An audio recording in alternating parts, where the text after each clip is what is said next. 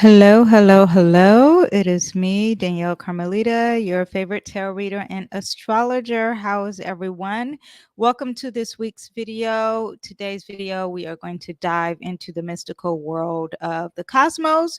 We're going to explore highlights of your horoscope through tarot, and we are going to focus on the sun entering Virgo, discover what that astrological shift means for you and for me, for the collective. Stay tuned for the insights and the predictions, and I will provide guidance to help you navigate this week ahead. In this episode, we'll also delve into some political predictions and discussions and events and how they may impact us collectively and the political candidates individually through the lens of astrology and tarot. Of course, I will also pull some tarot for the candidates running. This week we have Kamala doing the Democratic Convention. So this will be entertaining for all of us. I'll share my predictions and my insights and the political climate, providing you with a unique perspective with the unfolding events. So let's get started. Shall we? How was everyone's weekend? Because it is Monday, I am doing this live, but how was your week? How is your T square? If you don't know what that is, I've discussed that in several videos, but let's get on to the video.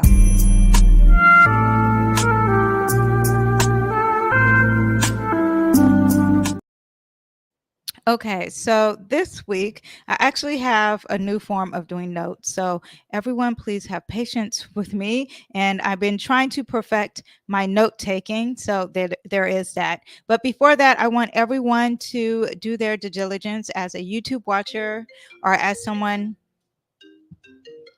a YouTube watcher or someone who is, my phone was just ringing, someone who is listening to this via podcast, and all my podcast listeners, I do upload this video once a week and you get this episode. However, I put all my energy more into YouTube. So if you really want more information, then go ahead and check out my YouTube. But you can stay and listen to the podcast. That is the longer version of all this for the week. And then I think what I'm going to start doing is breaking down the energy and putting them in individual videos, because this weekly video is so long. So yeah, that's what I was going to ask you your opinion, but I find that this is best, so I'm not going to ask you your opinion.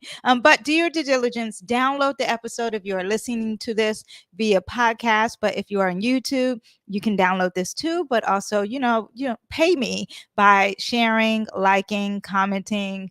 Tell me what you want more of. Give me your opinions. I am actually interested in those things. But please, you guys, do your due diligence as a YouTube watcher.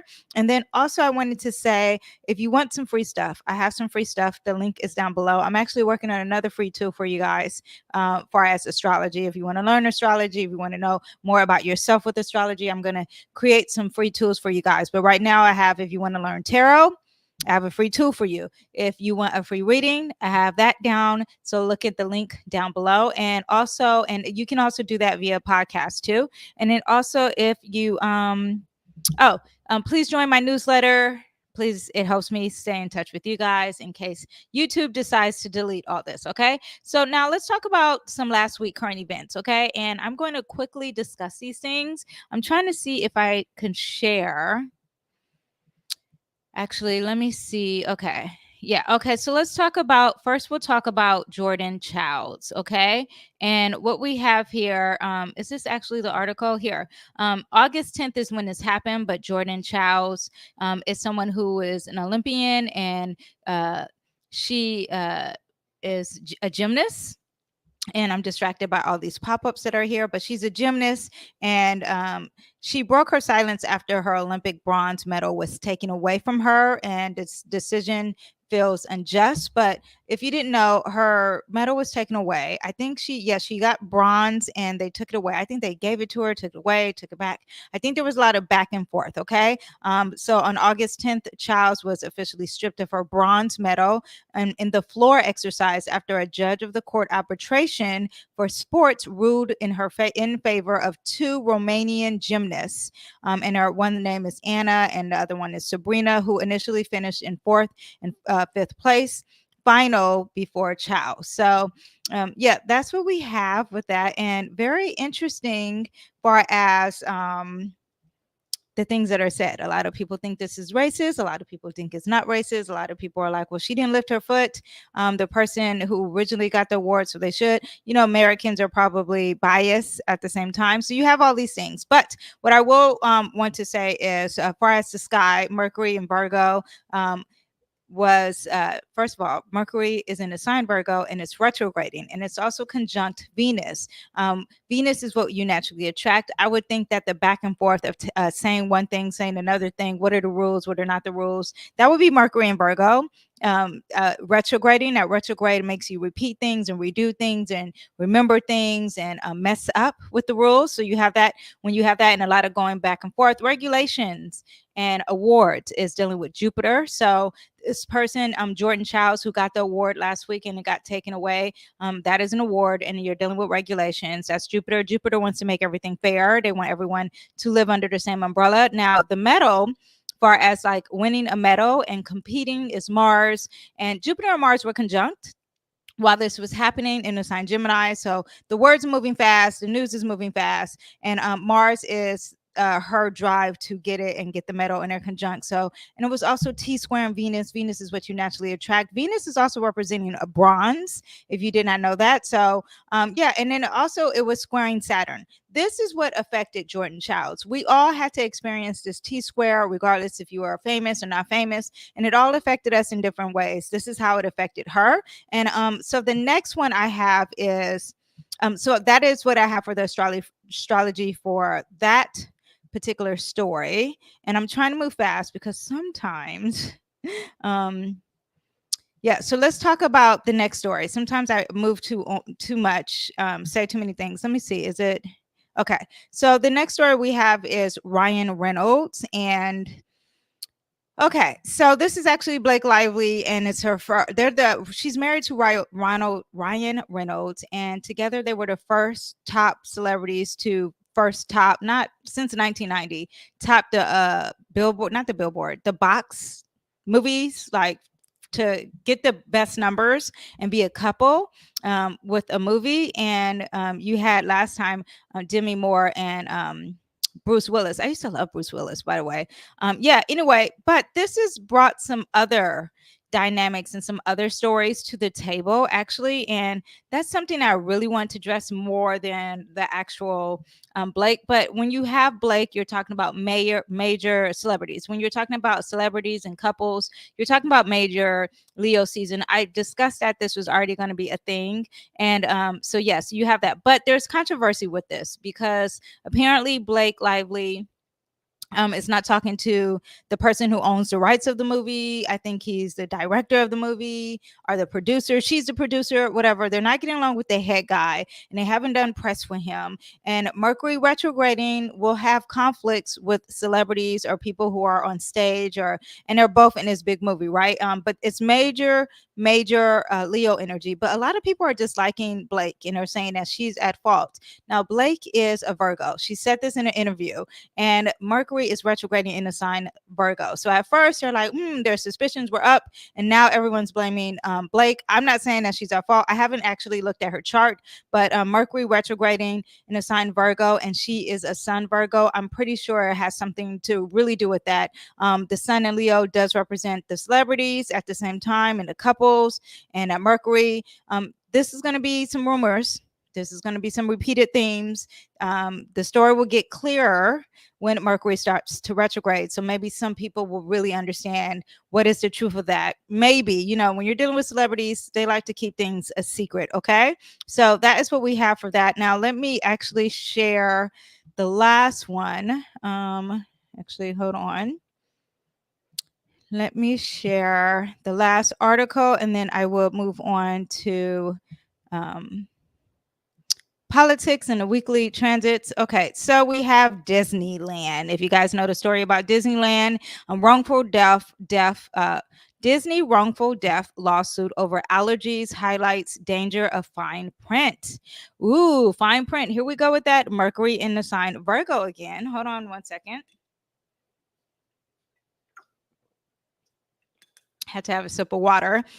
This is something that is going to be very important for all of us. I don't know if you guys watch Black Mirror on Netflix. I would suggest you watching that.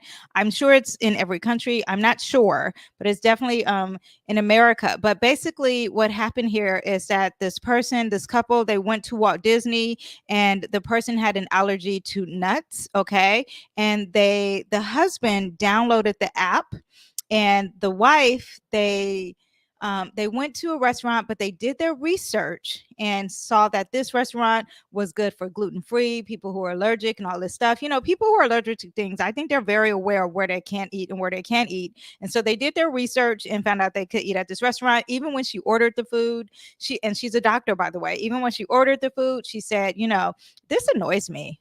By the way, I am so distracted by this flash sale. Like, I can't stand advertisement when it's not, like, all this is just so busy.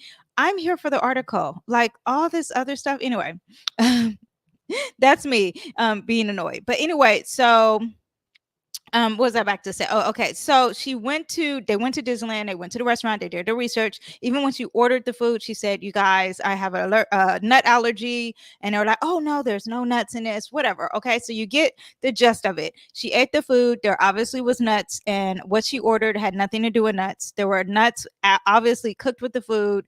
I think she died that day. Okay. She fainted after they left. She died that day. Okay. So what does this have to do with astrology? How is this tied in? I did not look at their chart. I think this happened a year ago, but Mercury's retrograding, and Mercury's going to bring the stories back up. I'm sure when the story came back up, Mercury was retrograding in the sign Leo, and it was conjunct the sun, and that is called a kazemi. Okay, so now the truth is going to be highlighted. There is some clarity and there's some awareness. Okay, Leo, when you have the energy Leo, it's about having fun. And where do people like to have fun? Where do people like to live their childhood dreams, their childlike fun? Is Disneyland. I mean, I currently went to Disneyland with my kids, and they're all like, they're older. Okay, no, there was no strollers or renting anything little. I mean, I was like, I'm tired. It's time for me to go. There, I was the one that was more irritable than the kids. But Leo is about having fun. And Leo is about having childhood fun, and Disneyland represents that. And now there was a kazemi, and the news came out. And Venus is also in the sign Virgo. Virgo is also about your health. Okay. Venus is also what you naturally attract, is where you socialize. And there's a tension around the social area aspect, which is Disneyland. Virgo energy is all about communication, because the ruler of Virgo is Mercury. And Mercury, if you know, is about communication and technology. With that said, Virgo, Venus, the attraction where you're socializing, there is this fine print, which is very Virgo energy, okay? That the article was saying that you signed up for an app. This is Black Mirror, you guys. You signed up for an app, and when you signed up for this app, you signed your rights away. Okay, I'm putting it in my words, but I'm paraphrasing. I'm sure that's not the words that they use, but it's very much, if you watch Black Mirror, in Black Mirror, they signed up. You signed up for Netflix. It wasn't Netflix. It was called something else, but they were using Netflix as the example. And when you sign up for Netflix, and when you sign up for all these apps, you sign your rights away, or maybe you are signing your life away, right? I'm talking about the Black Mirror episode. So she signs her life away and says, you have permission to use all these cameras, this camera here, the camera on my cell phone, the camera on my laptop, the camera on my TV, the camera on my Peloton, to basically take my life and copy my life and televise my life. And she's like, I didn't give them permission, but you did, because you signed your life away when you gave all your rights up when you signed up for the app. And basically that's what happened with Disney. So I want there to be an awareness of what's going on.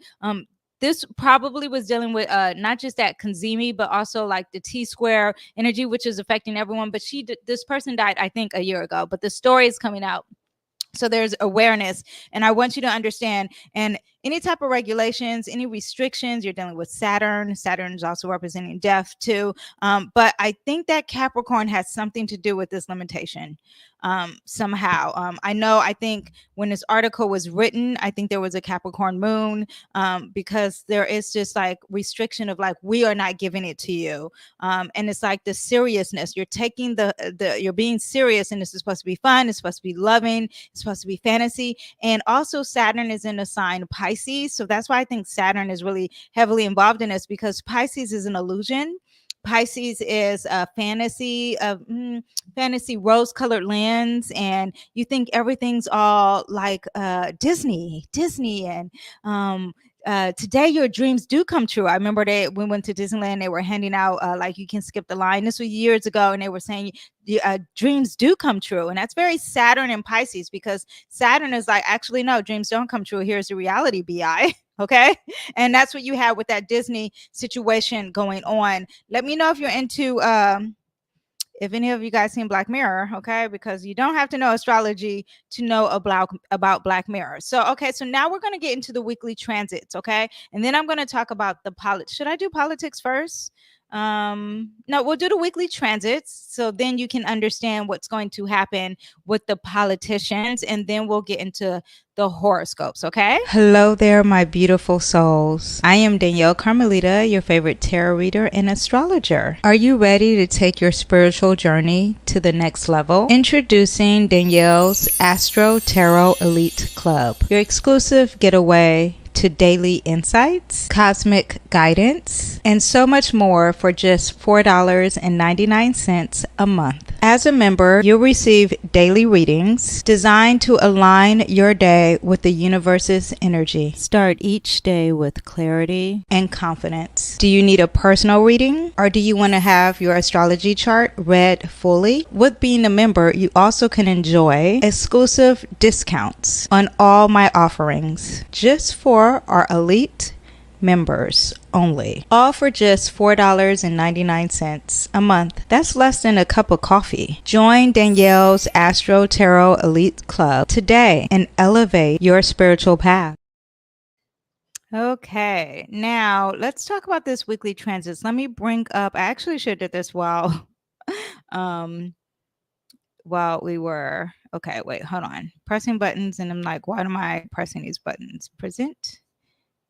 Okay, let me pull up the chart here so we can know what's going on with the vibe in the sky for the collective, and for any type of predictions. Okay, actually, let me see, is this, we'll put currently now. Okay, now first we have on the 19th, first of all, we have the full moon happening, the Aquarius full moon. It is did it happen already? Here it is at 28 degrees. So yes, it's happening probably as I'm filming this, but it's really done because it's 27 degrees. That I do know. I discussed the full moon last week, or probably the week before. So if you really want to know how this is going to affect you in your horoscopes, that's already done.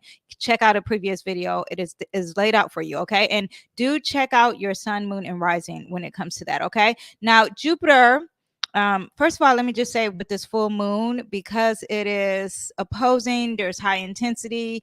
Full moons are about closure. They're about forgiveness. They're about a cleanse. There's high intensity emotions. Now, when you have Aquarius energy, it's not that emotional. So it's not going to be like a Scorpio full moon where you are like crying and doing, you could be crying though. Okay. To each his own, everyone's different, but it's not as emotional, but doesn't mean that it's not emotions, because we are dealing with the moon. Okay, but as a just, you're dealing with some cleansing, you're dealing with some forgiveness, you're dealing with some releasing, you're dealing with some culmination. There is a highlighted energy today. People have like awareness of what's going on. This is also this is something that happened from the new moon, and this is like the halfway part, when the new moon was in the sign Aquarius. New moons in the sign usually happen during the sign, the sun sign of that time. So during Aquarius season. And so something happened during Aquarius season. And now this is a heightened energy for it. Okay. So that is what you have. Now, on the 19th, there is, okay. So on the 19th, Jupiter is conjunct Mars. We have, okay. So I'm looking at my notes and talking at the same time. So remember, we have this T-square. If you are new here, I've been talking about this T-square, and it has been affecting everyone. Okay. So it could be dealing with finances. Okay. We did have the stock market. A lot of people lost their money, or you may have lost your money. You may have lost some support in some way, something with your health, something with your looks, because you have some challenge here far as Virgo. Now, me personally, my husband, he represents this energy, so a lot of that was focused on him. This is in my 7th house. I am a Sagittarius rising, so this affected him in a big way, which, you know, in turns affects me. So it affects everyone. Okay. Now, I also talked about how this affected people who are running for president: Trump, Biden, JD Vance, Mike, no, what's his name? Watts. I forgot his first name. Okay. Forgive me. But yes, how it affected them. The only one I haven't discussed is the other person who's running for president, Kennedy. Anyway, and I keep forgetting him. I don't keep forgetting. I just need to do him. Okay. I need to look at his chart. I was turned off because he doesn't have a time. So that's not fun. Okay. But I can still do what I can. He has a very low rating for as like his birth time, but I could do his birthday. Anyway, so have you had a lot of energy? Have you been overstimulated with information? You're trying to learn things. You've been very impulsive, moving really fast. Is this energy too? I wonder if you guys are aware that you're even moving fast. I'm very aware. Very distracted, almost like ADHD kind of energy in regards to receiving information or learning something or discussing things. Yeah, or maybe overload of information, like talking too much, teaching too much, saying things too much. Lot of rumors. Could be conflicts too, because you do have Mercury retrograding in that sign. So this also was squaring Saturn. Saturn is very serious. It's about time. It's about long-term commitments. And Pisces could be dealing with spirituality. Pisces could be dealing with what I said, fantasies, the dreams, things, illusions. Things are not clear. You can't really see what the restrictions are. So you have those things, and this has been affecting every single person. Okay. So I just wanted to give you that that understanding. Oh, I see. This is what it's doing. I'm looking at my notes like, why is it doing this? Okay, so Venus in Virgo is going to oppose. Just so you know, that is what happening on the 19th today, while we also have that full moon in Aquarius on the 19th today. So the full moon is very serious. Now, also, we'll talk about Kamala. I'm rolling my eyes because I don't want to say her name wrong, because I don't want to disrespect anyone who like believes in a person so much that you cannot mess up their name, and it will be an accident. Just, I hate giving disclaimers, but that's how it is. Venus in Virgo is opposing Saturn in Pisces. So let's discuss this. This is also a part of that T-square. These two opposing dynamics. These things will slowly, not slowly, will start to separate, but we still have this element here, which will also start to separate. But on the 17th, it became 17 degrees, even though right now it's 18. But this morning it was directly 17 degrees. And this could be some relationship challenges. So I wonder if you had this yesterday. Hold on, let me turn on the air.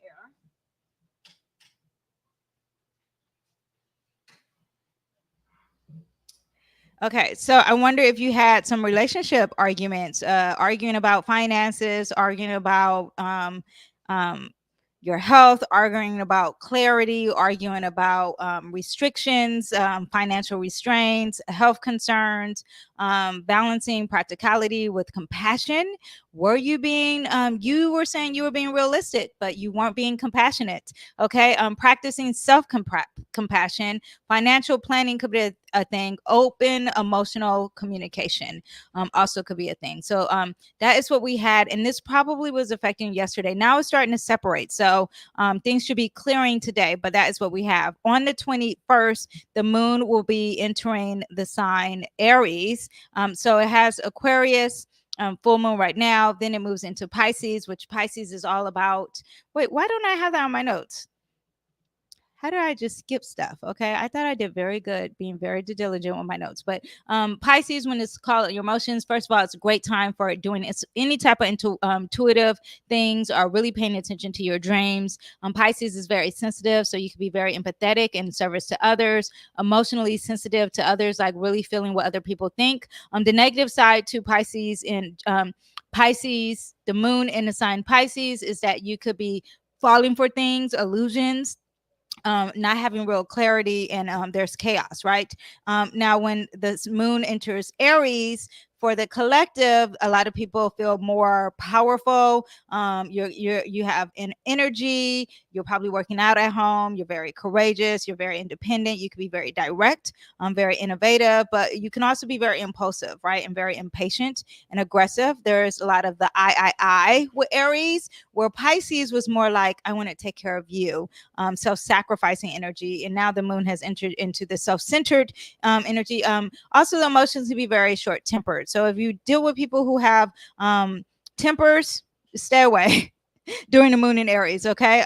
Now on the 21st, through the 25th, we have this energy of the full moon leaving us, and now it's a period of, it's more calmer during this time of the week. There's a transition into a calmer period as the sun moves into Virgo, which we'll be discussing, and the intensity of the full moon is expected to subside. Opportunities for reflection and manifestation starts to pull more into that energy. Okay, now on the 22nd, okay, I have it on the 22nd. Venus is going to square Mars. Where is our Venus? Venus is in a sign Virgo. It's going to square Mars at 21 degrees. 21 degrees is a Sagittarius degree. 3, 4, no, wait. 2, 3, 4. Yes. 21 degrees is a Sagittarius degree. So this could be dealing something that's really big. This could be dealing with something that's very like publishing, something that's going to be discussed around the world. It could be dealing with traveling or around the world, your philosophies, your personal beliefs, and all that stuff. Right now, squares are no bueno. Squares are tension. Square is a challenge of some sort. Now, this is still part of that T square, okay? But now it's more direct, and now it's exact at 21 degrees, in which that T square is going to affect everyone, as I said. But still, we'll get into the predictions of that. Now, did I look at the 22 degrees on here? I don't know why I have 22. But this is an open square, meaning that first we had there needs to be a closing square, so there's still some issues going on here. But a open square means that this is dealing with some action. There's some challenges related to a beginning phase. Outward struggles are and initiating solutions, and this is about change. Okay, so something new with change could be happening here. Gemini is a mutable sign. Virgo is a mutable sign. Whenever you have mutable signs in a square, it is a change that we don't want to happen. Okay, so there could be some relationship tensions, increased passion and drive, but you don't want it to increase. Okay, conflict between your logic and emotions, financial challenges too, because Venus is going to represent the finances. Believe it or not, it's going to represent Virgo is going to represent your workplace, so there could be some challenges with communication and workplace. There could be some health and wellness.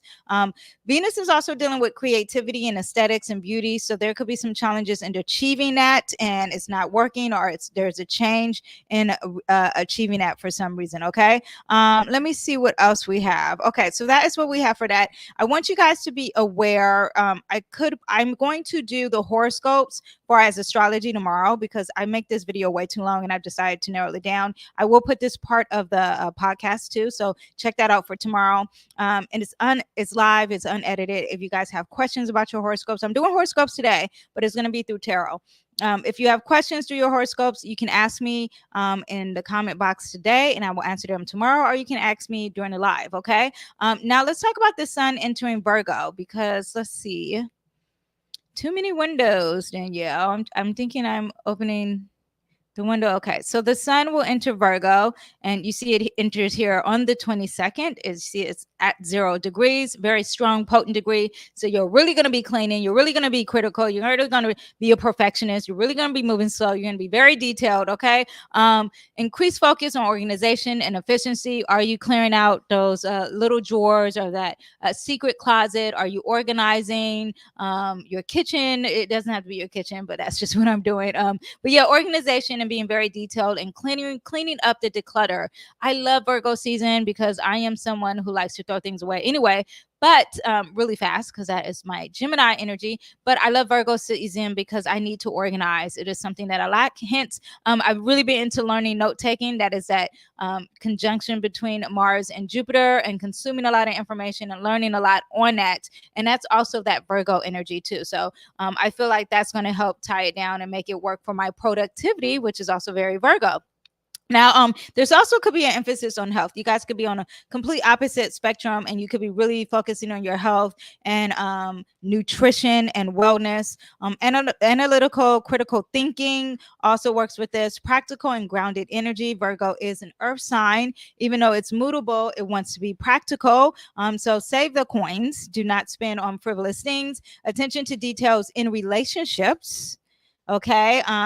Also, like in the things that you are achieving, especially in a workplace and with your employees, and service orientated energy. Virgo likes to take care of others, believe it or not. Some people think Virgos are very selfish, but they do sacrifice a lot. And they are the healers, one of the healers. Scorpios are also healers, and Pisces are healers too. Okay. Potential growth for perfectionism, that is a challenge there. And sometimes Virgo energy won't even move because you want things to be so perfect and you're really critical on yourself. So be aware of that. Focus on practical solutions. Okay. Over critical, really into perfectionism. There could be anxiety and worry. You could be overworking during Virgo season. Difficulty adapting to change. Even though Virgo is a mutable sign, but it wants things to stay the same at the same time. It's very bizarre. It's not that flexible, because it likes the routine of things. And if you change the routine, the audacity, okay? But it's down to, if you let me do my routine and then add it at the end of the agenda, sure, it's fine with that. But unexpected disruptions, far as like the routine, it doesn't really like that. Okay. There's judgmental attitude, there's self-doubt with Virgo and energy, and the sun represents our ego, represents our physical body, it represents our drive. It's a huge Mars energy. Okay. So you have that, also could represent father figures. So yeah, that's what we have with the sun in Virgo. Now let's see what happens. I'm just going to do this as I actually didn't look at this as the sun progresses. Did I actually do the Oh, I actually did it with politics, with the political people running. But let me just tell you right now, as the sun moves on in the sign Virgo, we have that it's going to quincunx the North Node. And when it quincunx the North Node going towards your future, there is going to be an uncomfortableness with trying to achieve your goals. That happens on the 28th, around the 28th. Let me see what else we have here. The new moon happens around September 2nd, when the sun is in Virgo, and that's going to be a Virgo new moon. So you can really manifest things regarding your health, all the things that I discussed earlier, regarding your health, regarding organization, also your pets, if you have pets, if you're taking care of someone, if you're, yes. So everything that I mentioned earlier, you can manifest that with that new moon that is happening. Let me see what else we got. 10, 19. This is how I do it when I am just by myself. I'm looking at the degrees and seeing if it lines up to any other degrees. That's just for people who are interested in knowing. 13, 16. Okay. I'm talking out loud. Sorry if I'm confusing people. So around the 8th, we have that the sun is going to oppose Saturn. And you're talking about your drive and your ego. And a big part of your personality is going against the government and restrictions. So let's see how this plays out worldwide. And this is about seriousness and long-term time. And this could be about time too, because Saturn is about time, right? It's also going to, wait, hold on one second.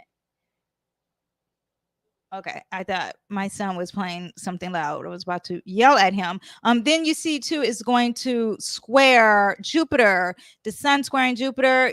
Jupiter aspects usually are positive, even though they're negative. But this could be overabundance of doing something, or being too optimistic, or taking over, thinking that you can do it all, and you're over committing.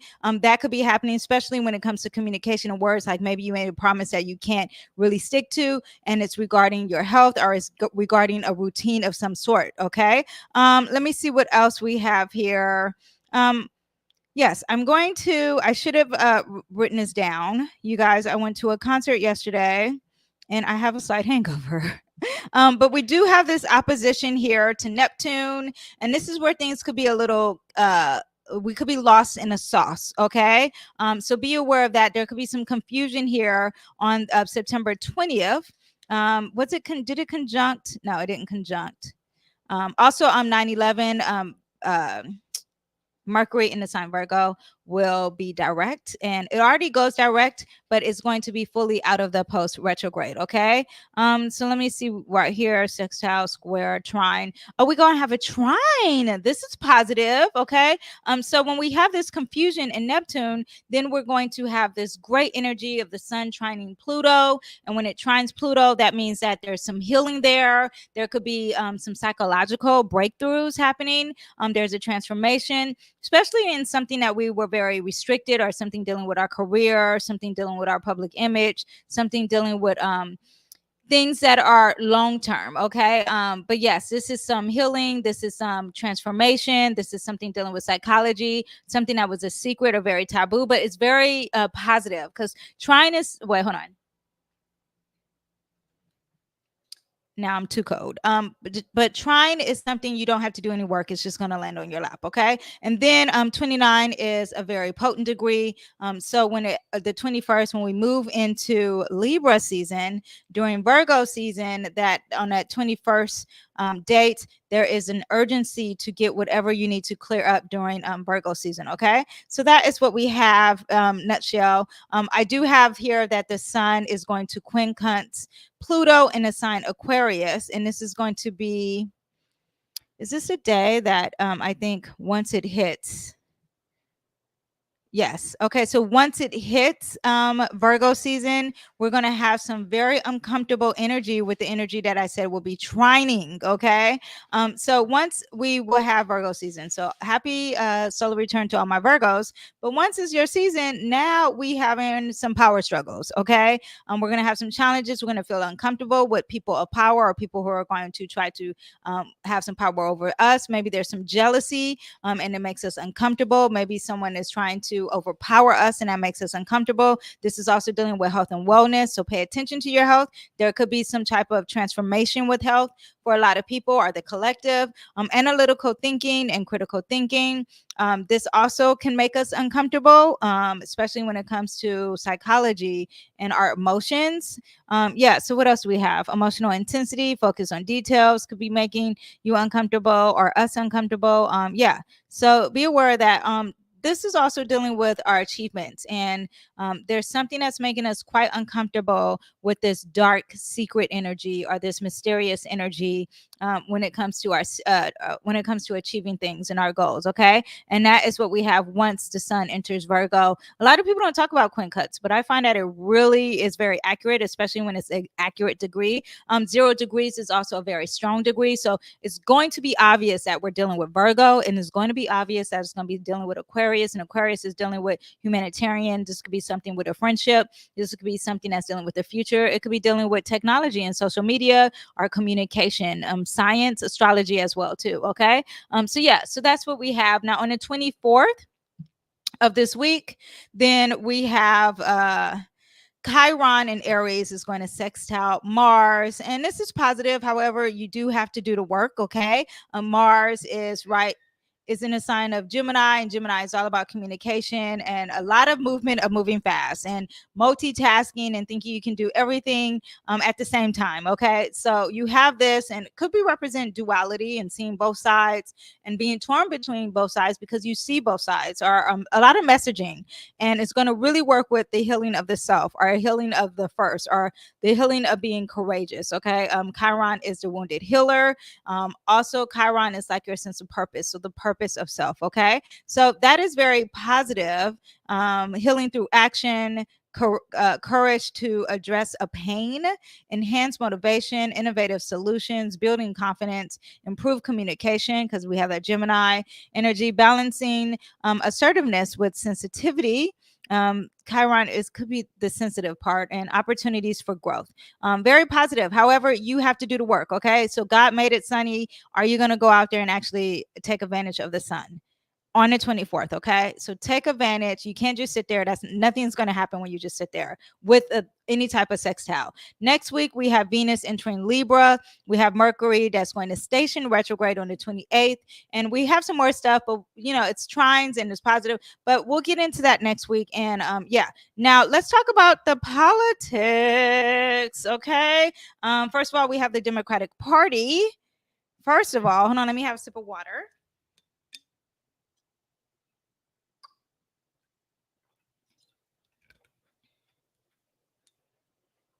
Oh, I do want to say, if you guys want more of the Aquarius moon, I do have videos. If you join my membership that are on that, I talk about some magic, I talk about some rituals, I talk about some tarot readings. All that goes into more detailed about the Aquarius moon. So, but back to this. Now we have the Democratic National Convention, right? That happens today. I think it happens in the evening. The full moon in Aquarius will highlight some themes in Aquarius, such as being a female president, because Aquarius represents being something different, forward thinking, fighting for human rights, or rebellion, or unpredictable emotions, or detachment. Aquarius is also not just unpredictable emotions, but let me see if I should pull this chart back up.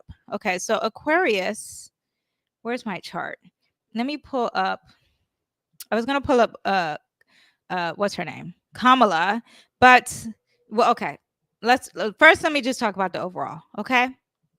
So Aquarius is also an air sign, right? So when you have an air sign, you're talking about socializing, you're talking about groups, you're talking about innovation, you're talking about communication, independence, astrology, science, unconventional thinking, humanitarian, intellectual pursuits, and forward thinking. Okay, that is what you have with Aquarius. Now, Kamala's full moon in Aquarius, which I have discussed several times, and I have a political playlist, so you can look out for that. But let me pull up Kamala's chart.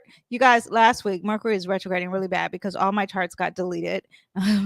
So that was interesting. Anyway, but let me pull up this chart here and show you guys. So Kamala, if you see, this full moon is sitting right on top. This is Kamala's chart on the inside, and if you guys are listening, I'm going to explain everything. The full moon in Aquarius, which remember is 27 degrees, but now it's 28 degrees. But this full moon is sitting right on her Saturn in Aquarius. Whenever you have the moon, you're dealing with emotions, okay? So the Aquarius full moon is emotional weight, because that Saturn is weight, that Saturn is burden, that Saturn is responsibility, it is restrictions, it is limitations, it's very serious energy. It is no fun, okay? But we need that sense of responsibility and duty. It also could represent time, also could represent the government, okay, and structure. But there's a reality check and long-term goals kind of energy, and Saturn isn't fun. So this full moon is not going to be fun for her. It's going to be very serious, and it is in her ninth house, and the ninth house is like how she is in the world and the publishing of her, like the publishing of her being the president in this world. Now this Saturn makes her a very serious person, even though she doesn't come across that way. But I think when it comes to the things she needs to achieve, especially with law, this is also dealing with that. I keep saying I think she's going to be in the Supreme Court. But yes, when it comes to that, it's retrograding, so it could be overly serious, okay? A little boring. Aquarius, but it's Aquarius, so it could be like Aquarius is boring, but they're out of the box. But I think that it's serious, and she's a female because it's something that they've never experienced, because it is very forward thinking. Now, if we were talking about Trump in this full moon, and the reason I'm quickly talking about the full moon is because I've discussed these things already, right? But if we talk about Trump in his full moon, this is in his seventh house, and this is representing his open enemies. And who is his open enemy right now? It is Kamala. Also, I just want to say that the full moon is also a releasing.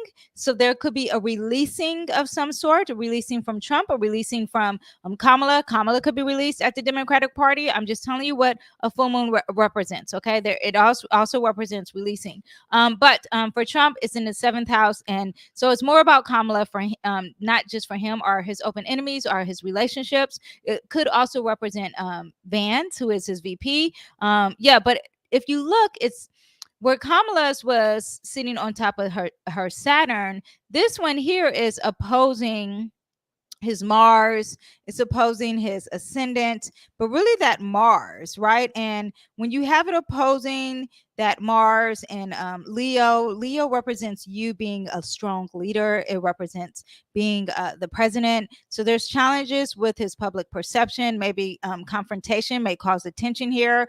Conflict with the VP could be happening. Balancing or conflict with Kamala, because that is who's representing his open enemy, that moon in Aquarius. And when I think of Kamala, I know she's a Gemini rising, but I really always think about Aquarius with her. So anyway, but balancing personal drive and public expectations, assertive actions might polarize some opinions, leading to a divide between who supports him and his bold leadership style. Lastly, this full moon can illuminate, okay, and highlight that Mars and the ascendant and his actions and his persona could be highly visible and the subject for intense public scrutiny. So let's see what happens with Trump. Doesn't look that good for neither one of them, okay? So just so you can be aware of what else, let me see. We have it sextile, square, trine. It's working good with his sun, it's working good with his ego and his purpose in life. However, this is the smaller purpose and it's dry. So there is some conflict here. And then the sun is sitting on top of that. So this is really highlighting this conflict with the emotions too, right? So it is pretty big. Now, remember on the 14th of August, we had that T-square, which was affecting everyone and the opposition of Venus. I've discussed that in previous videos. So please check out that because I've discussed what that means for Kamala and Trump and JD Vance and Tim Watts, okay? With Kamala, problems with social media, we've already seen that. Her paying off people to support her, and all these people are saying no or they're calling her out. So you have that. With Trump, we had an issue with the frog guy. His name is Pepe the Frog. The frog guy puts his like picture on Twitter, and I think they're like a lot of people say they're white supremacists. I'm not sure what the organization is, but they have said they are in full war against Trump. So you had that happening to him and making him not popular on the internet, not making him, no, making a controversy with him on the internet. And I think that was representing his T-square. Yeah, because see, this is dealing with groups. So it was a group right here being very aggressive in a very big way, going against his hopes and dreams in his future. Okay. And it was very unexpected. Also dealing with the internet. Uranus is dealing with the internet and it's sitting right on top of that 17 degrees. So, but no one was left unscarred with these placements, just so you know. So should I talk about also to look forward to the next week video, I think I'm going to talk about the eclipse and how it's going to affect them. I want to give the long-term predictions because I realized that I've been giving it for a week and then you really can't, because sometimes we're sitting right on it when I'm saying it. So I'm going to give it more long term, okay? But if you want to see any of the predictions, they are still affecting them, especially this full moon in Aquarius. I've discussed the Democratic Party convention in last week's video, and that is up in a political playlist. So go ahead and check that out. But I will revisit that a little bit in this conversation. But let's talk about Trump first, right? Okay, so do we have Trump's chart up? Let me get some water.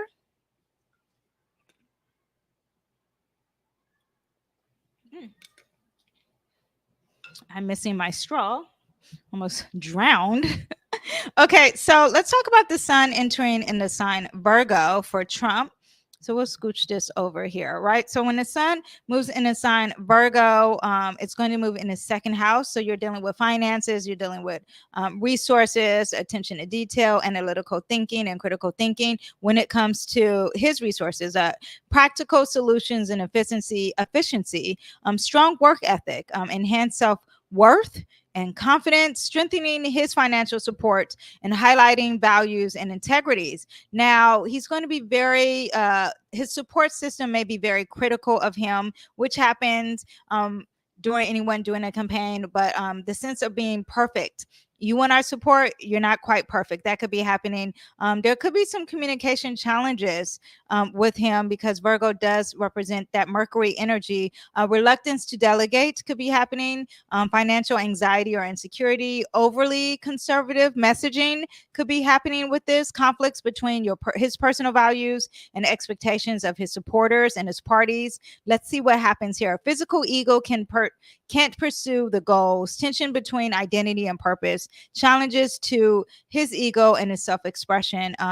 Stress, conflict with others, self-doubt, and insecurity. That sun is going to square his sun and his moon. Okay, you see here, this Virgo energy does not get along with his ego, and this Virgo energy doesn't play well with his moon. I don't know if I told you, but he was born on a full moon. He was actually born on an eclipse.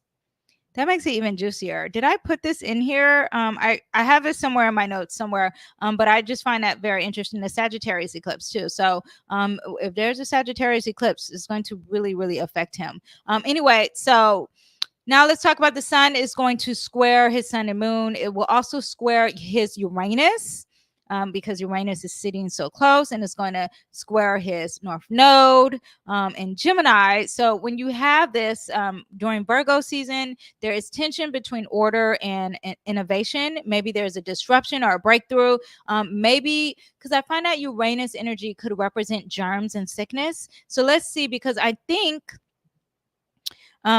this is going to come back. Pluto is going to come back. Right now it's in his open enemies, but this is going to come back, and this is going to be in his house of health. So let's see if there's like a restriction of something with his health, or like he has to go to a hospital with his health. This is going to happen. Actually, let me tell you around what time. Oh, see, look, it already happened next month. Okay. In September, Pluto is going to retrograde in Capricorn, and so you have that. But before that, there could be disruptions with his campaign strategy, tension between his stability and change, communication breakdown, uncertainty about the direction that he's headed at. Mercury in Leo goes direct in his first house. So when it goes direct in that first house, and let me put it back here. Mercury is in that first house, and when it goes direct and things get a little bit more clear, he's going to be more like himself and who he is. Like his public image will become more clear and confident, because I think people are questioning, like, who are you? Who's paying you? Who are you running for? Okay. That could be happening. Making significant announcements could be happening, or really big speeches, becoming more confident and more clear, a boost of charisma and a very persuasive kind of energy. Mercury later is going to conjunct his Mars and his Leo. So that's going to give him more energy. I mean, if you thought he didn't talk already, he's going to be talking even more in a very big, bold, and very Trump way. Enhance one's ability to assert himself and make decisions. He's going to increase momentum. Very strategic planning, effective campaigning could lead to some impactful speeches coming his way. An impactful presence, a bold presence, a very courageous presence, an ability to inspire and mobilize others. Okay, now we're going to keep going with Trump, and don't worry, we will talk about Kamala. Venus is going to enter Libra. Venus is in a sign Virgo, and then this is going to move into this house. And you see towards September 19th, it already is about to exit. So around all through September during Virgo season, Venus enters his third house. It's going to conjunct his Neptune right here, and then it's going to go over his Chiron and Jupiter. Okay. And when it conjuncts his Neptune, and when it goes over his Chiron, and when it goes over his Libra energy, it could be some confusion and misunderstanding. So at first he was very bold and everything was working his way, and he can manipulate. I wouldn't say manipulate. Wrong word. He could persuade people in some way. Okay. Now, and also conjunctions are good or bad. So let's be clear. This is good. Everything that I'm saying before, he could overdo it, or he could underdo it, or it could be just good. Okay. So good or bad, but they're very strong. Conjunctions are very strong. And now we have Venus conjuncting his Neptune and Venus. Okay. Neptune in Libra, and his Chiron, the healer, and Jupiter, the planet of luck. Okay. But there could be some confusion. There could be misunderstandings. Maybe there's secrets that the supporters are saying, because that Neptune could be representing things that are very hidden. The alignment may also result in unrealistic expectations in relationships and difficulties in discerning reality from an illusion. But he could have some enhanced communication, some healing, some reconciliation, like maybe healing of the self, because he did get that got shot. Okay.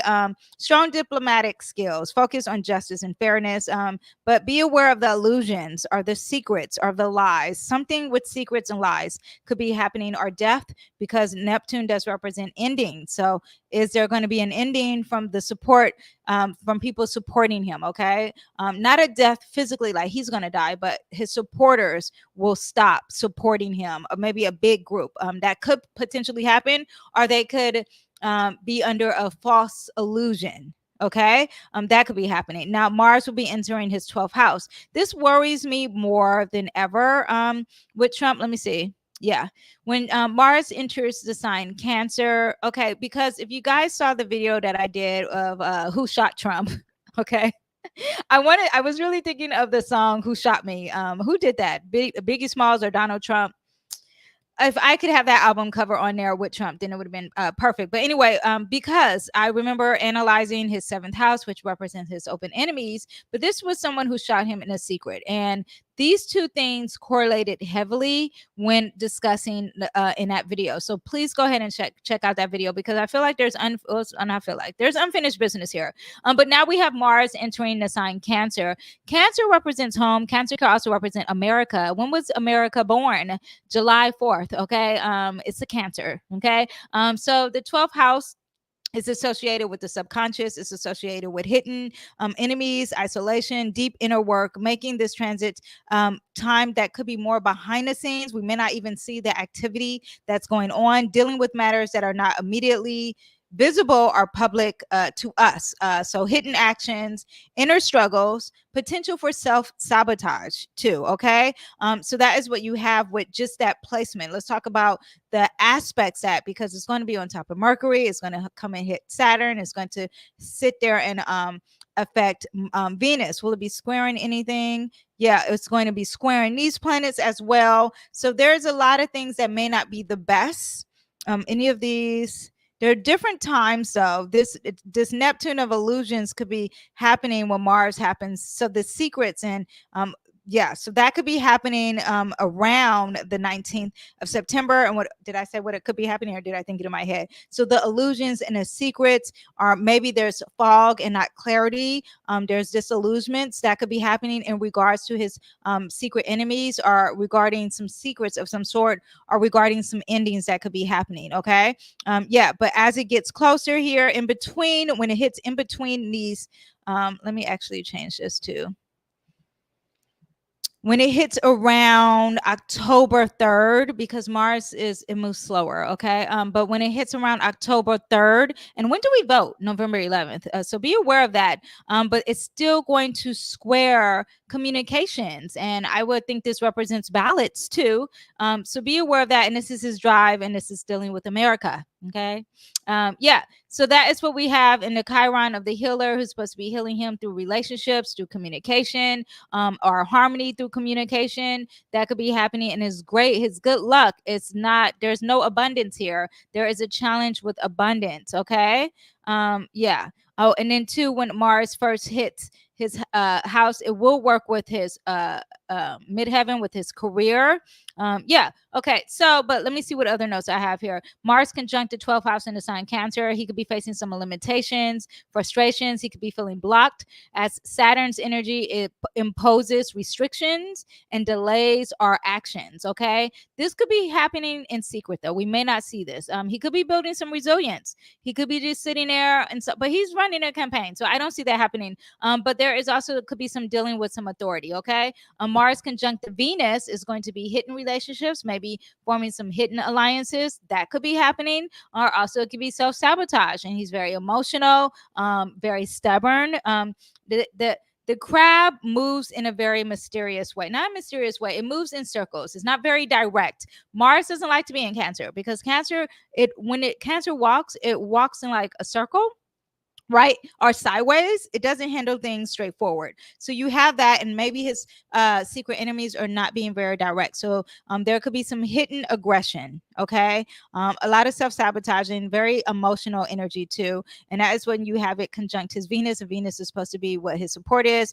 Remember, Trump got shot by a secret enemy. I have that in my notes. Trump was also born in the morning of a lunar total eclipse in Sagittarius. And there's a lunar eclipse next in the sign Pisces, September 17th. And I will discuss that. So let's talk about Kamala next. Now I do believe overall so far, I think that I thought Trump is still, not doing the best. I think that Kamala may not have the best week with this Democratic convention, because I don't understand why all these negative placements are happening during it.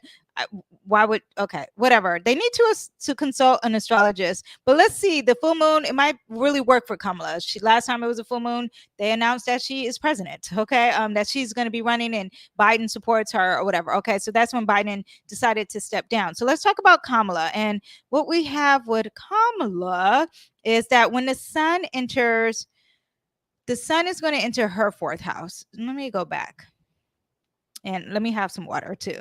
But you see, the sun is going to enter her fourth house right on top of her IC.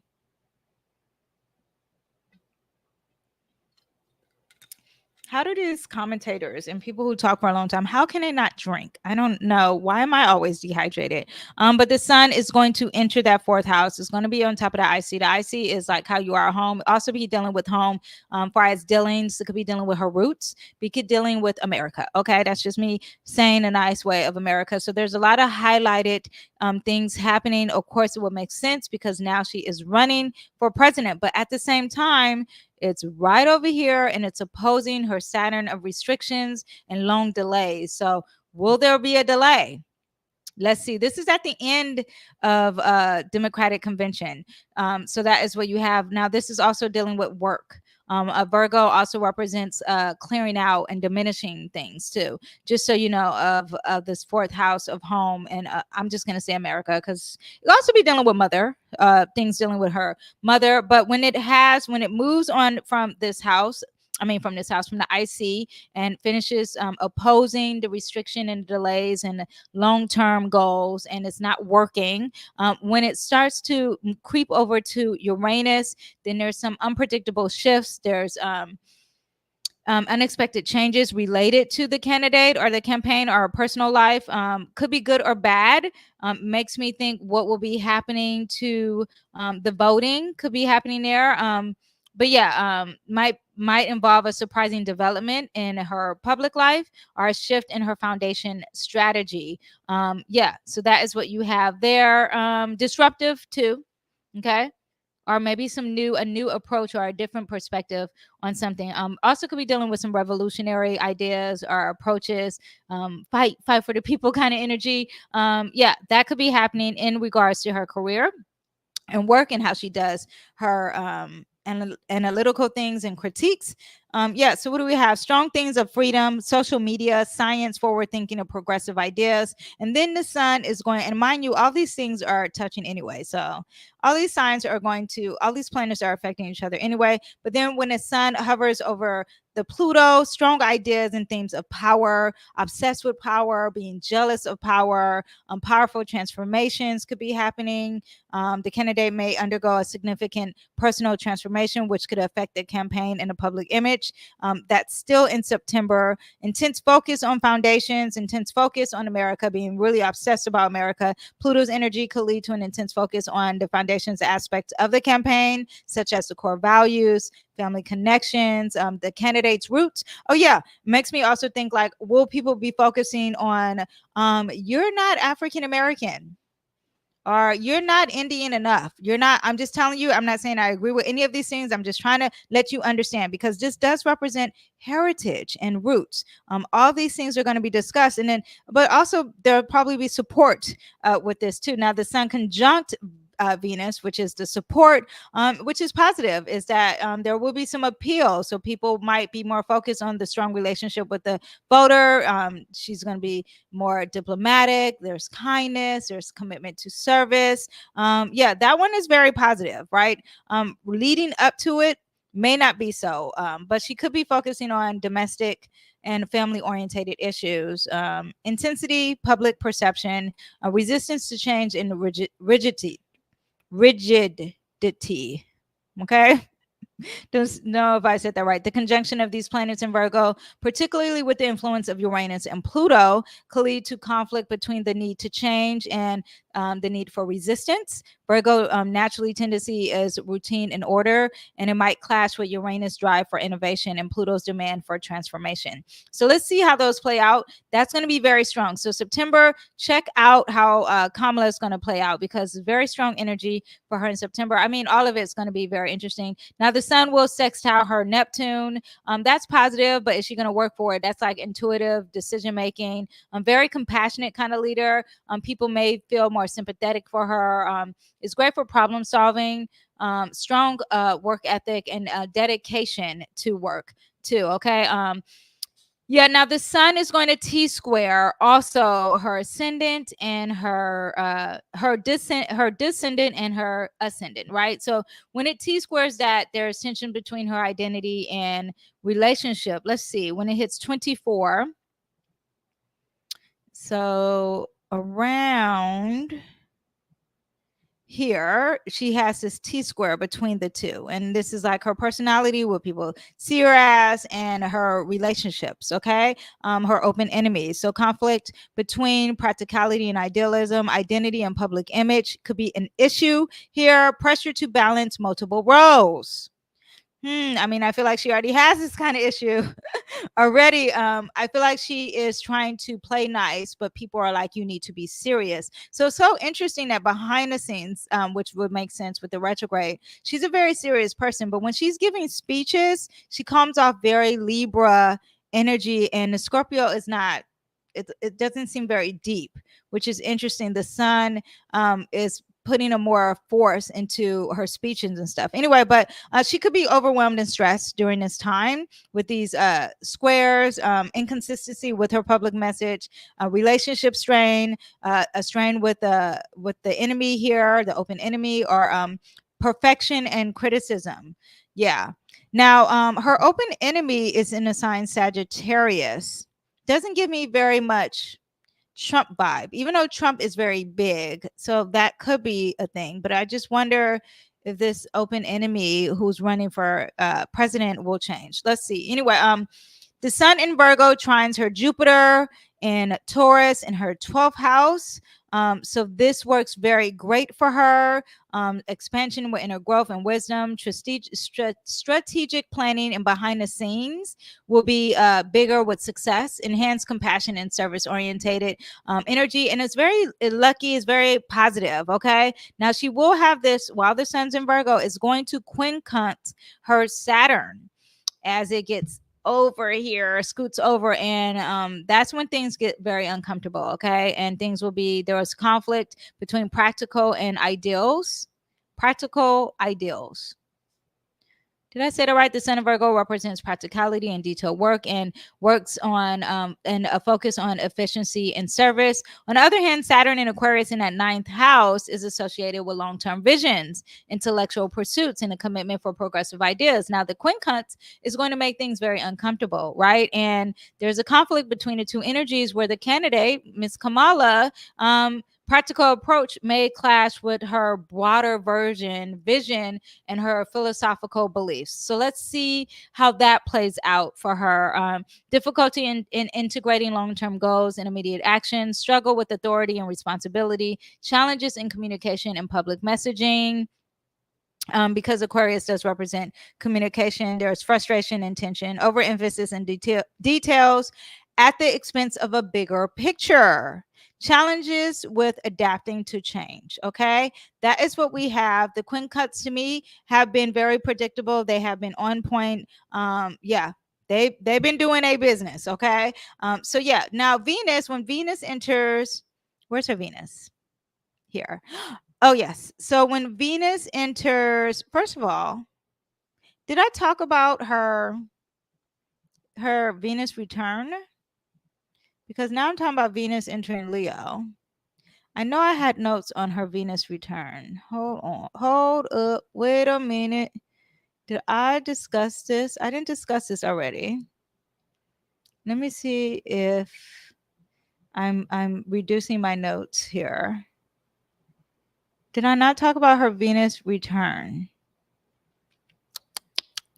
I know I wrote it down. Where is it, Mercury retrograde? Where'd you put my Venus return? Okay, anyway, Venus return is a new start, okay? And let me see. It's like a birthday, but it's with the Venus. Okay. So it's August 15th. The Venus return is coming up. This is a big deal with her, right? So this is someone who's going to be more involved with the support, and the support is starting new. So the support of being at home, her being a female, all this is starting new. Is there a new cycle of her relationship with her mom, or her relationship with her heritage. Okay. All that is going to start because this Venus return basically means when this hits 17 degrees, it's her Venus's birthday. And now there is a new cycle of lessons happening with Venus. And what are the new cycles that it could be happening? It could be dealing with law, could be dealing with aesthetics, could be dealing with her relationship and her support of America, her relationship and her support with her heritage. Okay. But there's something starting here. The conjunction is strong and it could be again good or bad. Okay. Yeah, so let me see what else I have here. I talked about the T square with her business. I talked about did I talk about the sun with Jupiter? It's trining in her 12th house. We may not see what's going on, but there's some expansion. This also is dealing with law, but there's expansion, there's some growth, some inner wisdom. Maybe there's some strategic planning behind the scenes that we won't see. Maybe she's doing something of service and it works out very good. It's very lucky, it's very optimistic, very positive. I talked about the sun is going to quincunx her Saturn. I think I talk about this. I did talk about this. Okay, so now let's talk about Libra. And let me see. I have a comment here. Oh, what did you say? Her mom transitioned. Transitioned. What do you mean? Did she pass away? Her mom transitioned. So did her mom pass away? Very interesting. But so you think that there maybe her mom transitioning if she did pass away. I wonder if there's a revisiting there, something with her mom. Yeah, we'll see what happens. Okay. Good to know. Thank you. And I don't know much about the politicians. So thank you for telling me. I do know more about astrology than I know about politicians. But P Funk 22 said yes, that she did pass away. So let's see if there's a revisiting of something dealing with her mom. Doesn't have to be just a mom, but it's something that's representing the heritage as well. Now, Venus will enter Libra. And what does that mean for Miss Kamala? When Venus enters Libra, she does have her sun in Libra, so there is that, but it will be sextiling Mars. First of all, Venus entering in that 5th house. Let's just talk about what that means. Is enhance charisma, appeal, and now now we're gonna get the real Kamala. Okay, now it's really gonna be like, who is Kamala? Who is she standing for? Positive media attention, emphasis on being relatable and being inspiring, and the self-branding, overemphasis on image. The 5th house is also associated with leisure and enjoyment. So she will probably come off very happy and people really like the funness. It's not very serious. So there is that.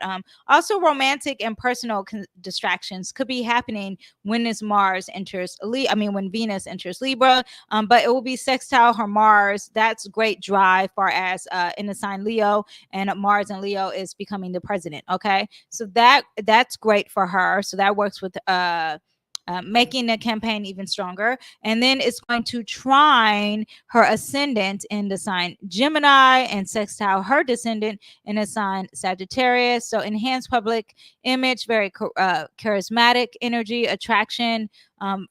She'll get more support and it'll be attractive.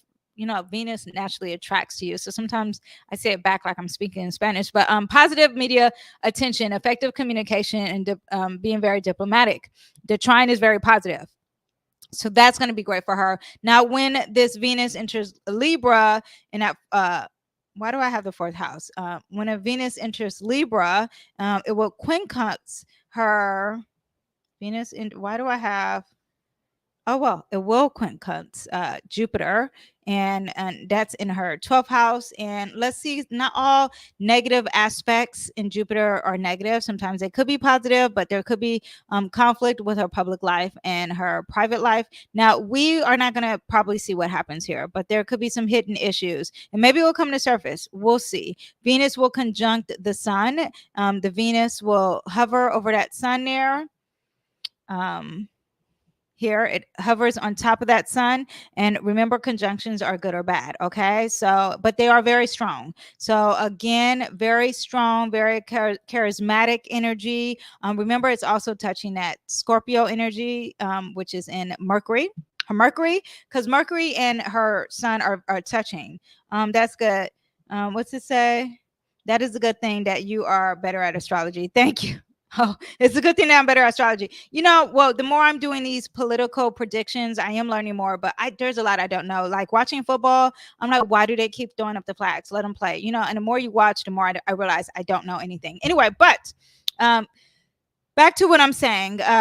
So when the sun sits on top of her, when Venus in Libra, Venus is about law too, aesthetics and balancing and harmony. And when we're talking about presidents, we'll talk about her finances, okay? Because this is the support. Who's backing her? And now it's on top of her sun. This could be very positive. Or there could be a highlight on the people who are supporting her. Okay, maybe avoiding overemphasis of her image, balancing charm and warmth. A lot of support, maybe from America, and not really America, but the people who are for women rights, because Libra could represent the women. Okay, deepen relationships and strategic alliances, effective and persuasive communication. Now, Venus and Libra will oppose her moon in Aries because she is born on a full moon. I didn't see if she was born. She's not born on an eclipse because that the North nodes are not by her, but she's born on a full moon. Isn't it interesting that Donald Trump was born on an eclipse and she's born on a full moon? I don't know. Wonder what the correlation is with that, with people who are running for president.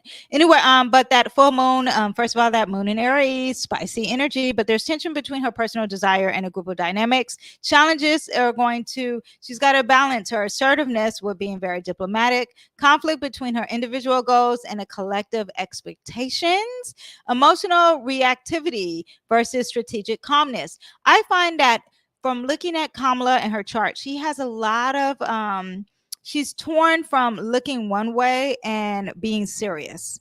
That happens a lot when her placement. So it's very interesting. Now Mars is going to come and it's going to enter the second house in Cancer. Remember, Mars for Trump entered the 12th house of hidden enemies. This is entering her finances. So the self-drive, the self-worth, very positive. It's got a lot of positive aspects. It's going to sextile her moon and trine her sun. So the drive and the impulsiveness and her energy is going to work great with her ego and the things that she's trying to pursue. It's going to work good with her emotions. It's going to sextile her IC. That works great with her home in America. It's going to sextile with Uranus and Pluto, so the planet of power, unexpected power, and her support. That's working well. It's also going to sextile Jupiter. The Mars placement is working, and Mars is representing your drive. Mars is working for what she's trying to achieve in a sign Cancer. And who's a Cancer? America. Okay. Now the only thing I saw that was negative is that Mars in Cancer will T-square her sun in Libra, which is conjunct that Mercury, and anything that's dealing with the sun is going to affect her moon because she was born on a full moon.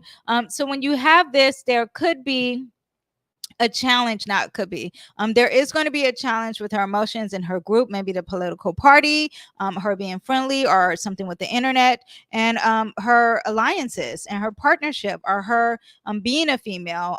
There is some tension there. Okay, so that will be happening, especially when as Mars moves on to 27 degrees, and that looks like more in October. So let's see if the people are she's down in October. Okay, Mars is going to quincunx her Saturn, which again happens. So around October, the start of October 17th, it's not looking good for her. Okay, when Mars transits through Cancer in the second house, the finances is what you're dealing with, personal resources, her values, her self-worth, and that's what's happening during the presidential campaign. And then at the same time, it's not working good with her restrictions. It's not working good with the heavy duty and the weight that she has to deal with. So yeah, let's see how that plays out. Let me see if I have any other notes. With the T-square, personal desires, communication and strategy, and public image could lead to moments of stress and conflict during the campaign. Might struggle with balancing her assertive actions with the need, of being very diplomatic. I find that she comes off kind of fake and kind of surface level. People want her to have a very serious interview, and that Mars T square could add to the fakeness. Okay. Now the quincunx of the Saturn, frustration as she tries to reconcile her immediate actions and desires with broader long-term goals on the campaign. This aspect can create a feeling of being pulled in two different ways, constantly coming up with her. The candidate, Kamala, may need to make adjustments to her strategy to align more closely with the overarching goals and responsibilities. Yeah. So anyway, let's see how that plays out. Oh, here's my Venus return notes at the very bottom. I'm very diligent. Great student, Danyell. But again, this happens every new year. Anytime the Venus, which we discussed earlier, but let me take it back. And Venus is going to around the end of the Democratic Convention. So she's going to start feeling it during this Democratic Convention. And it's a new beginning. So new beginning in relationships, personal values, self-worth, aesthetics, maybe her being a woman, her social life, her support, especially with the emphasis in the sign Virgo. Now, this is the part where it makes me think, like, are they getting rid of her? I still think it's positive because when I looked at her in the inauguration, she was positive. Doesn't mean that she's going to be president. She could just be happy with where she is at that time. But Virgo energy is about clearing out. But maybe they're clearing out some other stuff, or maybe they're organizing or communicating, or maybe there's productivity, because that's what Virgo also represents, or service to others, and details. A new cycle with this Venus, with her Venus return, represents a new cycle in regards to her roots, her home. I did say her mom, but her mom passed away, so something dealing with her mom, our grandmother, our lineage, or even her country. Place greater importance on creating a harmonious home life and relationships regarding her home. Home also represents America. Emotional well-being, sensitivity may need to be refined with her emotions. Focus on money, focus on support, focus on money and support with America. Focus on domestic issues or security. Again, heritage, roots are also the focus. Public service, building a strong foundation. Appeal to traditional values. Major criticism from America. Micromanaging her campaign, and challenges with the public perception. That is what you have for Miss Kamala Harris. And let me do JD real quick. And the reason I'm doing JD is because I want you guys to understand something with JD and Trump that I keep noticing. Let me pull their charts together, and I'm going to switch it. Hold on, let me get some more water.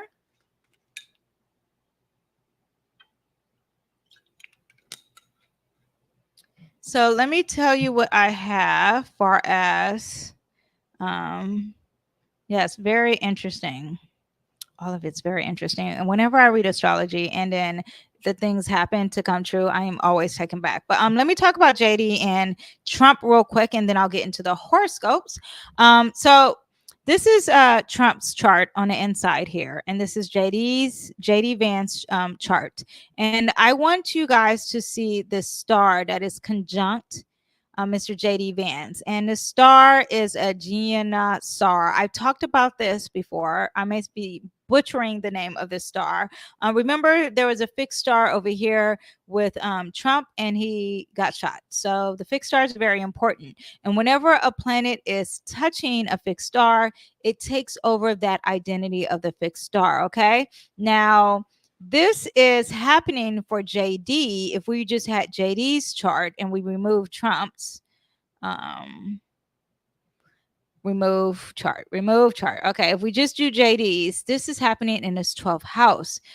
This is called the 12th house of secrets. It also could represent his hidden enemies. Okay, now it's conjunct him, and it's all in this 12th house. This is also dealing with the support and his finances. Okay. But if we have Trump added to the dynamics, Trump also has Pluto at 10 degrees, where this guy, JD Vance, his stuff is sitting right on top of his Pluto. Now Trump's 12th house has Venus in a sign Cancer, and that represents his partnerships, is could be his secret enemy. How did I get that? Let me see. I have my notes sitting here. JD Vance's sun is conjunct Donald Trump, Pluto, and Leo. Trump's house Trump's 12th house has Venus, which represents partnerships, okay? And partnerships in regards to America. And this could represent Mr. JD Vance, because that is his partner. Okay. Partner with America. And this could be in Secret Enemy. I'm just letting you know what it could translate as. Okay. Now it's conjunct Saturn, which Saturn represents the government. And Mr. JD Vance works for the government. So his partner works for the government, and this could be a secret enemy. Just letting you know. Okay. Now, what else do we have? Trump's 12th house in Cancer looks at Vance's chart. Ruler of Cancer, it is in Libra, of partnerships conjunct his Pluto in Libra. So if we go to Mr. JD's chart and we look at his Pluto, where is his Pluto? It is in a sign Libra, and the Pluto represents power. And the ruling planet for Libra, Pluto and Libra for JD's Vance's chart is Venus, and Venus is sitting there in his secret enemies. Just so you know. Now, somebody has a stallion in Scorpio, and it is called Mr. JD Vance. Scorpio is obsessed with power and jealousy and obsession and a lot of mystery, secret motives here, okay? Especially with the Mars, moving in secret, moving in very taboo ways. Okay. Not everyone with the Mars in Scorpio has this, but I'm just trying to let you know the lens that I'm looking at, because I've been pulling up some cards from Mr. JD Vance, and he seems very happy when Trump is in doing negative. So there is something there. Now, this 10th, back to this fixed star here, which is in 10 degrees, which I've discussed, is represents penetrating analytical mind. It could represent travel, having a lot of friends, being very crafty, ingenuity, but danger of robbery and accidental poisoning. It also represents endings and closures. It represents transitions and protective influences. Okay. That is what everything it represents. Let's see what happens here. An awareness of finality and mortality. This conjunction with the sun, with this fixed star, could represent. The conjunction with the sun can make an individual particularly aware of the concepts of mortality. This may not be morbid, like someone's dying, but the ending of something, the awareness that this cycle must end. Also authority, because it's Leo, in transitions, an ending of a president, an ending of a leader. Okay. Overemphasis on finality, endings. Okay. Yeah. And it's sitting right on top of Trump's power, his power, and that is what we see him as. Not everyone sees him as a powerful person, but a lot of people do see him as a powerful person, even if they dislike him. So that is what we have, and it's sitting right on top of that. So yeah, also Pluto represents endings too. Okay. A rebirth of some sort too, not just like a cold ending. So let me pull some cards for the political people, and then I'm going to do astrology for all of us. So let me pull some cards for Trump, and then we'll pull some cards for Miss Kamala, and then the relationship of JD Vance. Okay. So first we are pulling for Trump. Trump, we have the Moon card for Trump. And I didn't say if it was for this week. So this is just an overall, and I'll do this week actually. But there's some illusions. There's something hidden. There's something dealing with the subconscious. I think there's some things that he cannot see. The moon is during the dark, and it's a fear, and also it's an insecurity. I'm thinking this is something that he cannot see, in which I just discussed. Let's see what he has for this week. And for this week, he has a Hierophant. And the Hierophant represents a tradition. It also represents a like conforming into like sticking to the rules, or someone making you stay with the traditions of things. Traditions, convention, conformity, education, higher knowledge, teacher, a belief system. Is he becoming more spiritual this week? Because he has been more religious. But let's see if that happens with him. But there's something sticking to traditions. This is a Taurus energy, so it's also representing of not budging and being very stubborn. Which, I mean, I think Trump, Leo rising, is already fixed and stubborn anyway. So that's what we have for Trump. Let's see what we have for Miss Kamala. The Democratic Convention is the Tower card. Now, this represents Mars and unexpected things and Uranus, right? So, sudden change, upheaval, revelations, awakening, destruction, old foundations you once thought you can depend on, you can no longer depend on, disasters, trauma, chaos, radical shifts. So, two things that I think that this card could represent. One, with Kamala and this DNC convention, I think that there could be some disruptions. We had a lot of Uranus placements with this convention. Go ahead and check out the video. I've discussed this already, and I don't mean to keep saying that, but you know the videos are just running so long. But so there could be some media distractions, like power distractions, or like social media, or like something with technology not working. That could be the least worry of it. Or there could be a change in her. Someone saying, we no longer need you. So let's see what happens. Still, in the long run, it still looked positive for her. But this Democratic convention, I am going to have my tea and popcorn. Okay, so let's see what happens this week. But there could be an awakening, or upheaval, a revelation, or a change, a radical shift. Or the foundation she once was depending on, she finds out is a faulty structure. Okay. So that's what we have for her. Let's talk about Trump and his relationship with Vance. We have the Chariot card. So there is this movement moving forward, but there's no decision, right? There's two opposing forces working for a common goal. Two opposing forces, and this is supposed to be a relationship, but there's two oppositions working for a forward goal. Very interesting. Is it something that the campaign, the people who are paying him, who are supporting him, they have a common goal? However, they're not really working together. I don't think this relationship is bueno, is good. Last thing is that we have the Nine of Wands. So they're going to be staying strong to the last minute. Also, Nine of Wands does represent the ending of a situation, like the final push, because it represents a 9, and then the 10 will start a new journey. But this is grit, close to success, or maybe they're tired. Yeah, but as a relationship, there could be some resilience, but there is some pushing forward, and it's like they're bandaged. But I don't think they get along. This is Cancer. Cancer does represent home, and the Chariot card. And remember, all the things that represent Cancer for Trump is the secret enemies, and this is a Cancer card and his secret enemies. I just think my intuitions is telling me something about JD Vance. Okay, so let's get into our placements. Okay, and we're going to do astrology, not astrology, we're doing tarot. Tomorrow I'm going to do all the astrology for you guys. If you are looking for your full moon astrology, I already have that up, so go ahead and check that out.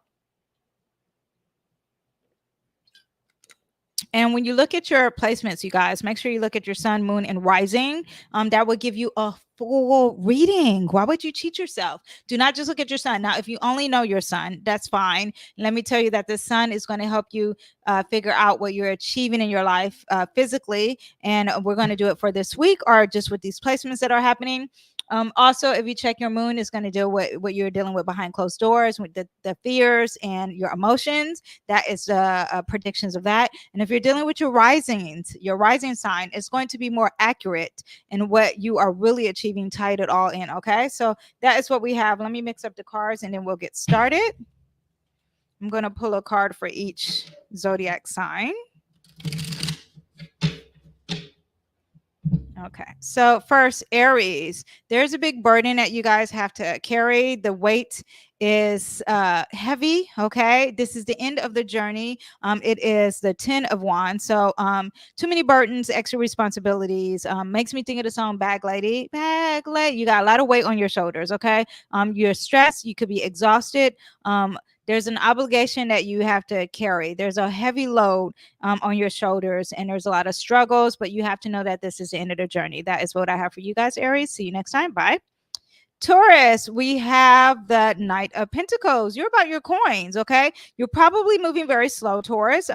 This is someone who's very practical, very reliable, very stoic, slow, paying attention to the details. Maybe you're focused on your work. Maybe you're focused on your health. Maybe you're focusing on a new craft and learning something new.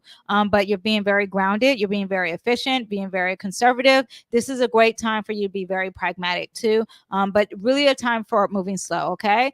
Very you anyway. All right, see you guys next time. Bye. Geminis. Oh, we have the Gemini card for you. We have the lovers. Everyone so far is being themselves. Okay. But Geminis, this is a great time for you to, first of all, multitask, communicate, socialize. On the other side, really focusing on someone like a soulmate or someone that you can communicate to, but they don't really, you don't have to say it out loud. This is also focusing on duality, looking at both sides of the coins, balance, union, harmony, romance. You have choices. If you don't think you have choices, you do have choices. This card also represents a lot of options. Okay. Very communicative energy. Communicate this week. Really talk it out. Learn something. Geminis, this is all about learning too. I will see you guys next time. Bye. Okay, Cancers. Ooh, it's all about your relationship this week. Okay, we have the Two of Cups. Very loving energy. Focus on a unified love. Focus on your partnership. A mutual attraction. Maybe you'll meet a lover this week. It's about communication, a connection.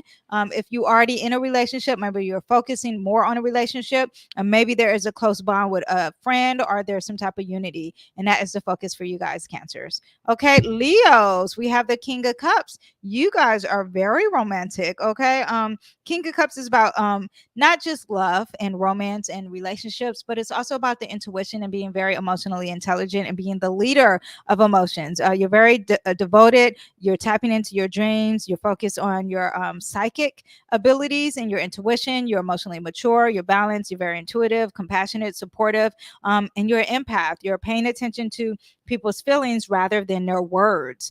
And you're a leader at it this week. So focus on that. I will see you guys next time. Bye. Okay, Virgos, we have the Queen of Cups for you guys. Okay. And with the Queen of Cups, Virgos, this is more feminine energy. And this is someone who's very compassionate with, this is the most feminine energy, really. But someone who's really compassionate and very sensitive and caring and nurturing, very intuitive. Are you a healer this week? I wonder, are you getting tarot readings? Are you doing Reiki? Are you doing yoga? Are you using essential oils? Are you studying your dreams? Yeah, that is something that the Queen of Cups would do. Also, someone who's very an empath, supportive. You're going with the flow like water, right? And you're very sensitive and mutable energy at the same time, sensitive with the mutable. Okay. I hope that makes sense, Virgos. You guys are mutable already, but the water is really also someone who's focused on their memory and their past. Yeah, but in a nurturing and loving way. Okay, always practice the nurturing and loving part. I will see you guys next time. Bye. Okay, Libras, this week we have the moon card, which we pulled out for Trump. But this is different from you guys, right? This is someone who is having some hidden things. Maybe there are some fears. Maybe there are some insecurities. There's something that's probably unseen and people can't see it yet. Something that's in the dark, something that only happens at night. The subconscious, your dreams. Trusting your intuition is very important here. Not living in fear. There could be some confusions. There could be things that are very complex. I wonder if you have a secret, and there's some illusions here. Now, because this is the moon, I do want you to tap more into your intuitions. If you have some fear, I want you to really focus on your true self, the subconscious, rather than tangible things. Focus on things that are intangible. So really focus on your dreams and write down what your dreams are saying. Or you want to focus on, if you have some fears, you want to focus, because intuition does not represent fear. So, for example, when I feel like God is giving me a sign, it's not a sign of fear. It could be something that could be a scary topic. However, it doesn't come in a fear-based way. So be aware of that and really tap into that energy. Okay. That is what we have for my Libras. I will see you next time. Bye. Now, Scorpios, you guys are thinking in lack this week. You're thinking that you don't have enough. Maybe you're losing money this week. Maybe there's poverty. Maybe there's a lack mindset. Maybe there's isolation. You're feeling that you're by yourself. You're left in the cold. You're worrying about something. There's some hardships, adversity, persistence of spiritual poverty as well. Not thinking and feeling and spiritually feeling like negative. Now, I want you to know that you are not alone. You are actually making it up. Okay. The doors are open. God is always open. God created you like he created the sun and the moon, and those are always beaming. They do have a full moon and a new moon. So we do have our ups and downs, but you need to know that God created you like a rose, right? So you need to bloom. is what I'm saying. You need to get out of this lack mindset. You need to focus on faith and not in fear and not in lack. You need to focus on love, and you need to go where your support is. If you're thinking that you don't have support, well, that is the lack that I'm talking about. You do have support. There are always free resources because God wants you to be in love. Okay. So I would say start right now, if possible, writing a 5-minute journal, and you need to force yourself every day into it. You train your mind to not think and lack. So you force yourself to write down 5 things in the morning that you are grateful for, 5 things in the morning that you're going to do that makes you happy, and you would do the same thing at night, and you would do it every day until the negativity is out of your mind. Okay. But yes, the focus is to change the mindset into positive. And someone who has the 5 of Pentacles and are thinking in lack, they're not thinking in faith. Okay. They don't have the faith in their heart right now, which is fine. It's very human, but I want you to change that mindset. Okay. I will see you guys next time. Bye. Okay, Sagittarius, let's see what we have for you. We have the 6 of Cups. This is someone who is focusing on their past. Okay, it's very nostalgia energy. You're maybe someone from your past is going to show up. Childhood energy from your past, or memories, or familiar, anything that's familiar to you, or it could be representing gifts, innocence, reunion, joy, healing, comfort, things that are very sentimental, and pleasure. Yeah, let me know. But definitely something from your past, something that's dealing with your childhood. Yeah, but it's very positive, it's not negative. Okay, I will see you guys next time. Bye. Okay, Capricorns, we have the Hierophant. Why did I think I pulled this before? Did I not? Oh, I did. I pulled it for Trump. Okay. So Hierophant for my Capricorns. You guys are really focusing on your traditions. You're really focusing on conservative energy, which is very Capricorn, spiritual wisdom, education, higher knowledge, teacher energy, belief system.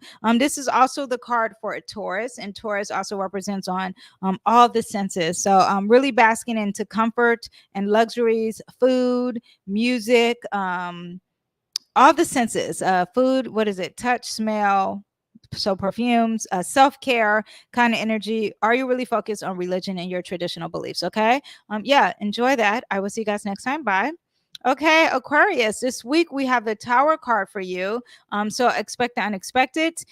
Mars is your traditional ruler, so this makes sense for you guys. But Aquarius, this is a time to you're depending on a false structure, and you think this foundation is something you can depend on, but you can't depend on that. You need to depend on your true foundations and your true structures, which is more your intuition. Well, not more, it is more your intuition, the fact that you have creativity, the fact that you have love within your heart, the fact that you can focus on details and perfecting your craft, and communication and friendships, and um, intelligence and breaking down information. I'm just trying to think of all the natural gifts and foundations that God has given you. Yes, focus on those things and don't focus on this false materialistic structure. This card represents destruction, chaos, radical shifts, trauma. Also, whatever happens this week and it's expected, unexpected, you want to let go, you want to be free, because usually there's people falling from this card, and if you're holding on tight, it makes it harder to fall. Okay, so just release and let God. Okay, but there's a sudden change happening for you guys this week. Okay, I will see you guys next time. Bye. Okay, Pisces, we have the 9 of Wands for you. Same cards have been coming up, but this is a perseverance, resilience, testing your faith. This is the final end of this journey, so the final push. You have to really persevere, you have to stay strong. Maybe you're setting up some boundaries this week. That would be really great. You're the last man standing though, and you need to have some grit. You're close to success and you're very tired at the same time. Okay, that is what we have for all of my placements. Let me go ahead and do a collective reading for all of you guys who are staying live. Let me just do one for all of you guys who decided to stay. This is just for you guys. Let me pull some cards for you. Oh, it's very positive already. Let me pull and let me see. And that is it. Okay, so for you guys, we have the sun, and the sun represents the truth. Okay, the sun represents the truth. It's very successful, pure positivity, ultimate joy, success, vitality, life, production, giving birth to something. You could be physically giving birth to something, or you could be producing something that you want to produce. There's a lot of confidence, very successful, very masculine energy. So you're going to get out physically and achieve the things you want. I'm very optimistic. Okay, so that's what we have. The sun. The sun also represents Leo energy because it has like Leo sunflowers in the background. The sunflowers represents being very courageous and being very spiritual and strong in your beliefs. Okay, now we have a heartbreak that could be happening. We have the Three of Swords. Now this could be happening with words that are said. Mercury is still retrograding, so that's fine. That makes sense. But there is a heartache, emotional pain, sorrow, trauma, grief, hurt, loss, and depression.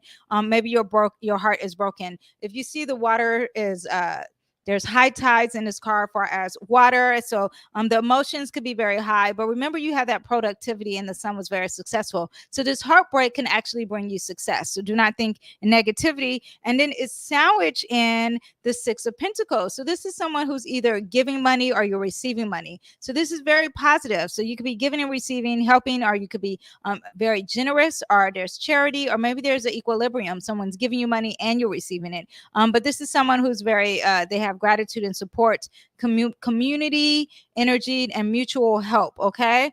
This is a Taurus, moon Taurus energy. So this is someone who's emotionally feeling their best and want to bask in all the luxury. And you're sitting right in between a relationship that is giving you restriction. But I want you to understand that the sun is going to enlighten that, and also that this is probably a give and take relationship or a give and take situation. But overall, the sun is going to dominate because the sun does dominate a lot. You see, the sun is lighting up most of my video. If I turn off the light, the sun is still going to shine. So that is the most biggest, and that is the sun is a major arcana card. So it's bigger than these small things that could be happening every day, and everyday life changes. Okay. But the sun is bigger. So it's very positive overall, but we do have we do have life ever evolving, and it has its ups and downs. So you guys do have a small blip, but then it goes back to being very positive, where there's a lot of sharing and giving and equilibrium. That card could represent law as well too. All right. I will see you guys next time. Thank you guys for watching. I will see you at the next video.